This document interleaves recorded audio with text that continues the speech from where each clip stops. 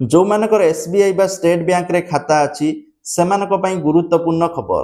तो यही खबर जानिबा निहाती दरकार नहले आपण माने हैरान ले पड़िबे आपनको बैंक खाता खाली हेई पारे। कारण एसबीआई पक्षरु सेफ्टी गाइड प्रायतः एसबीआई रो ट्विटर अकाउंट रे लॉन्च होची माने एक्स अकाउंट रे प्रायतः प्रतिदिन आपण जदी एक्स यूज करचंती ताले प्रतिदिन चेक करि परिबे एसबीआई पक्षरु सेफ्टी गाइड लॉन्च होची। तो सेफ्टी गाइड रे कहा जाउची विभिन्न जिंस जोडा म आज आपन कहबी आपण मा सतर्क रहबे। तो चलो तो वीडियो को देखदवा ता पूर्व चैनल को सब्सक्राइब करी पाखर थिबा ऑल बेल आइकन को दबे दियंतु लेटेस्ट अपडेट नै ठीक अछि।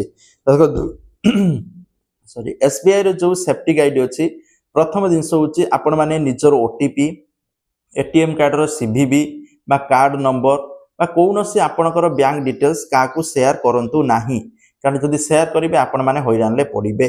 ता सहित जदि कौनसी प्रकार कॉल ले आपण को लोभनीय ऑफर बा आपण को कैशबैक एमिति आसुची तेणु ताकू ग्रहण करंतु नाही। से कॉल को यथा संभव काटंतु। कौनसी प्रकार लोभनीय ऑफर आछि बा एमिति आछि केवाईसी करे लिंक रे क्लिक कर न कले एमिति अवश्य बहुत विभिन्न प्रकार लिंक अननोन लिंक जो आछि से लिंक रे बिल्कुल भी क्लिक करंतु नाही। जे कोनसी थ्रो रे भी वेबसाइट थ्रो रो कि व्हाट्सएप थ्रो रे मेसेज थ्रो रो आपण माने एको ये करंतु।